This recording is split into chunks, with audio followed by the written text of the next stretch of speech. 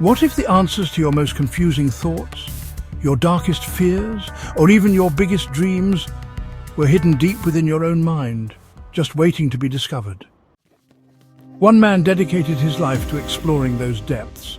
His name, Carl Jung. And what he found changed psychology and the way we understand ourselves forever. Carl Gustav Jung was a Swiss psychiatrist who, at first, followed in the footsteps of Sigmund Freud. But unlike Freud, who focused heavily on repressed desires and the unconscious as a storage for trauma, Jung wanted something deeper. He wanted to understand the total mind, especially the parts we weren't even aware of. Jung broke away from Freud and asked different questions. Why do people across the world dream in symbols? Why do ancient cultures, separated by oceans and centuries, create the same kinds of myths and heroes?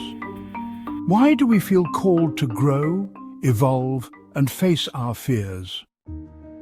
His answer? The collective unconscious.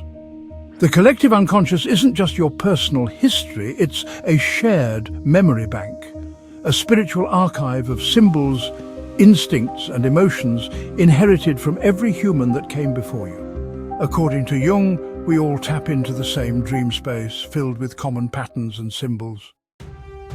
That's why people from completely different cultures dream of being chased or flying or falling. That's why stories from Asia, Africa, Europe and the Americas all contain dragons, wise mentors, heroes and underworld journeys. Within the collective unconscious live what Jung called archetypes. These are universal characters and themes that show up in stories and inside you. There's the hero, the shadow, the trickster, the wise old man, the mother, the child. These archetypes are not just characters in movies or myths, they are psychological patterns in you.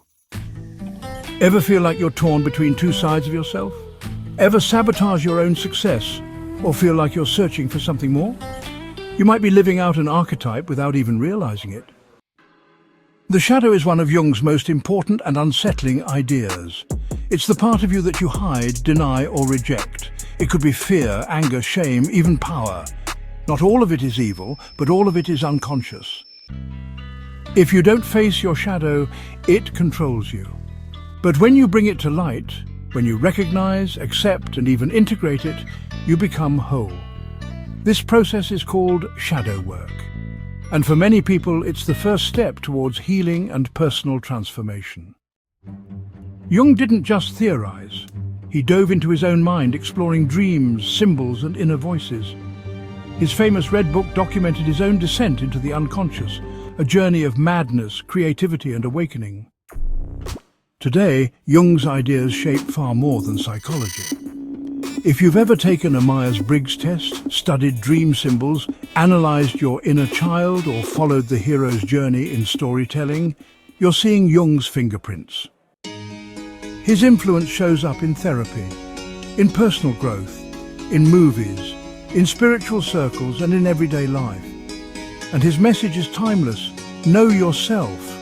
Not just the parts you show the world, but the parts you've forgotten, hidden or feared.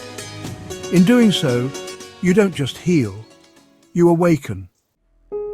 Carl Jung believed the greatest privilege of a lifetime is to become who you truly are. And that journey begins with one question: what lies beneath?